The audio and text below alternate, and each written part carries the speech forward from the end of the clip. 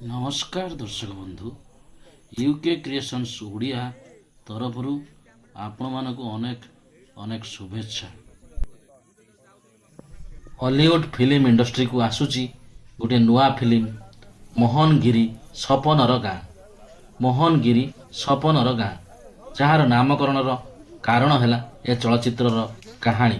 ଏହି ଚଳଚ୍ଚିତ୍ରର କାହାଣୀ ସମ୍ପୂର୍ଣ୍ଣ ଏକ ଭିନ୍ନ କାହାଣୀ, ଏକ ନିଆରା କାହାଣୀ। ଆଜକୁ 25 ବର୍ଷ ତଳର ଏକ ଆଦିବାସୀ ଗାଁର କାହାଣୀ। ଏହି ମୋହନଗିରି ଫିଲ୍ମରେ ମୁଖ୍ୟ ଭୂମିକାରେ ଅଭିନୟ କରିଛନ୍ତି ନାୟକ ସାର୍ଥକ ଏବଂ ନାୟିକା ଭୂମିକାରେ ଅର୍ଲିନ୍ ଅଙ୍କିତା ଏବଂ ହିରଣ୍ମୟୀ।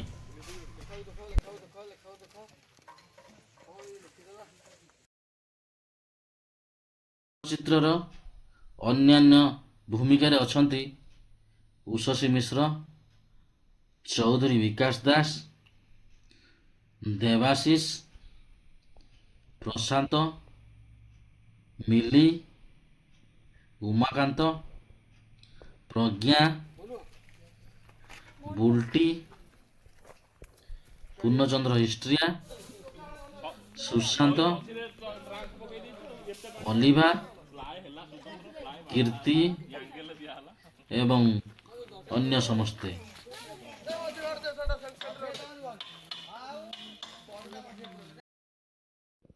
ଫିଲ୍ମଟି ୟୁକେ କ୍ରିଏସନ୍ସ ଓଡ଼ିଆ ବ୍ୟାନର ତରଫରୁ ମୁକ୍ତିଲାଭ କରିବାକୁ ଯାଉଛି ଏବଂ ଏଥିରେ ପ୍ରଡ୍ୟୁସର ଅଛନ୍ତି ୟୁକେ ଏବଂ ଡାଇରେକ୍ଟର ତଥା ନିର୍ଦ୍ଦେଶକର ଭୂମିକା ତୁଲାଇଛନ୍ତି ରିୟାଜ ଖାନ ଏବଂ ଆସିଷ୍ଟାଣ୍ଟ ଡାଇରେକ୍ଟର ଭୂମିକା ତୁଲାଇଛନ୍ତି ସୁରେଶ ଦାସ ଏବଂ କ୍ୟାମେରା ଓ ଡିଓପି ଦାୟିତ୍ୱ ତୁଲାଇଛନ୍ତି ରଞ୍ଜନ।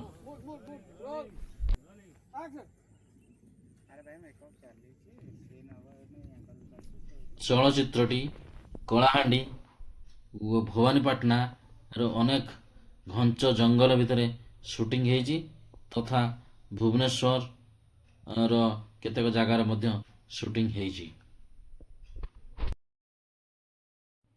ଚଳଚ୍ଚିତ୍ରରେ ନାୟକ ଓ ନାୟିକା ଏବଂ ଅନ୍ୟ ସମସ୍ତ ଆକ୍ଟର ଆକ୍ଟ୍ରେସଙ୍କୁ ଛାଡ଼ିଦେଲେ ଚଳଚ୍ଚିତ୍ରଟିର କାହାଣୀ ବହୁତ ଦମଦାର ହେଇଛି ଏବଂ ଏହାର କାହାଣୀ ହିଁ ଦର୍ଶକମାନଙ୍କୁ ପ୍ରେକ୍ଷାଳୟକୁ ଟାଣି ଆଣିବ।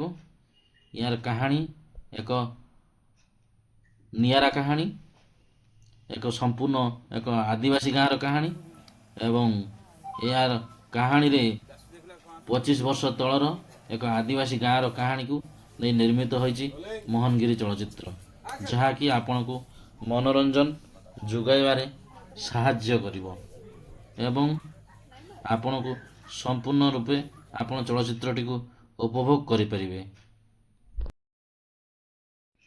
ମୋହନଗିରି ଚଳଚ୍ଚିତ୍ରର କାହାଣୀ ଏକ ପୁନର୍ଜନ୍ମ କାହାଣୀ ଉପରେ ଆଧାରିତ ଏବଂ ଏହା ୟୁକେଙ୍କ ପ୍ରଯୋଜିତ ତଥା ନବାଗତ ରିୟାଜ ଖାନଙ୍କ ନିର୍ଦ୍ଦେଶିତ ମୋହନଗିରି କାହାଣୀ ୟୁକେ କ୍ରିଏସନ୍ସ ଓଡ଼ିଆ ବ୍ୟାନରରେ ମୁକ୍ତିଲାଭ କରିବାକୁ ଯାଉଛି, ଯେଉଁଥିରେ ନାୟକ ସାର୍ଥକ ଅବସାଦଗ୍ରସ୍ତ ହୋଇଥାନ୍ତି ଏବଂ ତାଙ୍କୁ ନାୟିକା ପ୍ରିୟା ଏବଂ ଯେଉଁଥିରେ ଭୂମିକାରେ ଅଭିନୟ କରିଛନ୍ତି ହିରଣ୍ମୟୀ ଏବଂ ତାଙ୍କର ଅନ୍ୟାନ୍ୟ ସାଙ୍ଗମାନେ ତାକୁ ବୁଝେଇବାକୁ ଯାଇ ତାଙ୍କୁ ଗୋଟେ ନୂଆ ଜାଗାକୁ ନେଇକି ଯାଆନ୍ତି, ଯେଉଁଠି ମୋହନଗିରି, ଯେଉଁଠି ନାୟକଙ୍କର ପୁନର୍ଜନ୍ମ କଥା ମନେ ପଡ଼େ ଏବଂ ଯେଉଁ ଜନ୍ମରେ ସିଏ ଥାଆନ୍ତି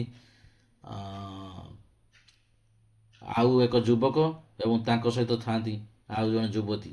ଏହା ଏକ ପ୍ରେମ କାହାଣୀର ନିଦର୍ଶନ ଏବଂ ସମ୍ପୂର୍ଣ୍ଣ ପ୍ରେମ କାହାଣୀ ଭିତ୍ତିକ ଚଳଚ୍ଚିତ୍ର, ତେଣୁ ଏହା ଦର୍ଶକମାନଙ୍କୁ ମନୋରଞ୍ଜନ ଯୋଗାଇବାରେ ନିଶ୍ଚୟ ସାହାଯ୍ୟ କରିବ ଏବଂ ଏଥିରେ ଦ୍ୱିମତ ଜମାରୁ ନାହିଁ। ପୂର୍ବଜନ୍ମରେ ନାୟକ ଜିତଙ୍କର ନାଁ ଥାଏ ମନୁଆ ଏବଂ ତାଙ୍କର ପ୍ରେମିକା ଥାଆନ୍ତି ତିତଲି, ଯାହାକି ତିତଲି ଭୂମିକାରେ ଅଭିନୟ କରିଛନ୍ତି ଆମର ଅର୍ଲିନ୍ ଅଙ୍କିତା ଏବଂ ସିଏ ହେଇଛନ୍ତି ଆଦିବାସୀ ଯୁବତୀ ଏବଂ ସିଏ ଦୁଇ ଜଣ ପରସ୍ପରକୁ ଭଲ ପାଉଥାନ୍ତି ଏବଂ ଆଦିବାସୀ ଗାଁର ଆଦିବାସୀ ଅଞ୍ଚଳର ବିଭିନ୍ନ ପରମ୍ପରା ରୀତିନୀତିକୁ ନେଇ ଏ କାହାଣୀ ପର୍ଯ୍ୟବେସିତ ହୋଇଛି। ମୋହନଗିରି ଚଳଚ୍ଚିତ୍ର ଆପଣମାନଙ୍କୁ ଏକ ଭିନ୍ନ ସ୍ୱାଦର ସମ୍ପୂର୍ଣ୍ଣ ନିଆରା କାହାଣୀ ଭେଟିଦେବ ଏବଂ ବହୁତ ଜଲ୍ଦି ପ୍ରେକ୍ଷାଳୟରେ ମୁକ୍ତି ଲାଭ କରିବାକୁ ଯାଉଛି। ଆଶା କରୁଛି ଚଳଚ୍ଚିତ୍ରଟି ଦର୍ଶକମାନଙ୍କୁ ବହୁତ ଭଲ ଲାଗିବ ଏବଂ ଦର୍ଶକମାନଙ୍କୁ ପ୍ରେକ୍ଷାଳୟରେ ବାନ୍ଧି ରଖିବ।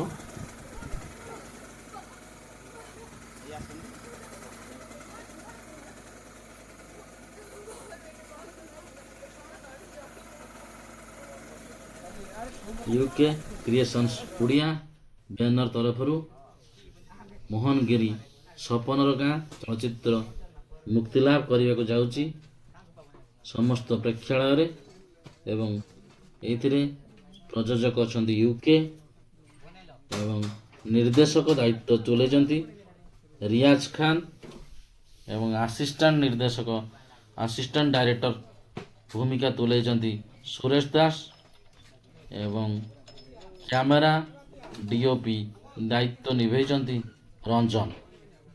ମୋହନଗିରି ଚଳଚ୍ଚିତ୍ର ଆପଣମାନଙ୍କୁ ଏକ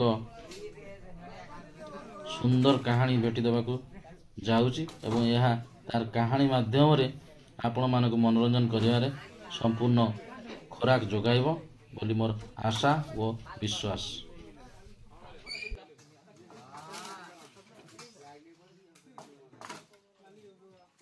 ଏଥିରେ ଅଭିନୟ କରିଥିବା ଅନ୍ୟ କଳାକାରମାନେ ହେଲେ ଉଷସୀ ମିଶ୍ର, ଚୌଧୁରୀ ବିକାଶ ଦାସ, ଦେବାଶିଷ ସାହୁ, ପ୍ରଶାନ୍ତ, ମିଲି, ଉମାକାନ୍ତ, ପ୍ରଜ୍ଞା, ବୁଲଟି, ପୂର୍ଣ୍ଣଚନ୍ଦ୍ର ହିଷ୍ଟ୍ରିଆ, ଐଶ୍ୱର୍ଯ୍ୟା, ସୁଶାନ୍ତ, ଅଲିଭା, କୀର୍ତ୍ତି ଏବଂ ଅନ୍ୟମାନେ। ଫିଲ୍ମଟିର କଳାକାରମାନେ ଜବରଦସ୍ତ ଅଭିନୟ କରିଛନ୍ତି ଏହି ଫିଲ୍ମରେ ଏବଂ ତାଙ୍କର ଅଭିନୟ ମାଧ୍ୟମରେ ଦର୍ଶକକୁ ସମ୍ପୂର୍ଣ୍ଣ ରୂପେ ବାନ୍ଧି ରଖିବେ ବୋଲି ମହଲରୁ ଜଣାପଡ଼ୁଛି।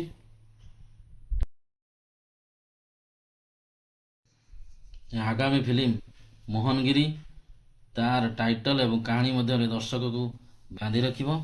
ୟାର କାହାଣୀ ଏକ ଭିନ୍ନ କାହାଣୀ, ଏକ ସମ୍ପୂର୍ଣ୍ଣ ନୂଆ କାହାଣୀ ଏବଂ ଏକ ସମ୍ପୂର୍ଣ୍ଣ ଭିନ୍ନ କାହାଣୀ, ନିଆରା କାହାଣୀ, ଯାହାକି କୌଣସି ଚଳଚ୍ଚିତ୍ରରୁ କପି ନୁହଁ କି କୌଣସି ଦକ୍ଷିଣୀ ଫିଲ୍ମର ରିମେକ୍ ନୁହଁ।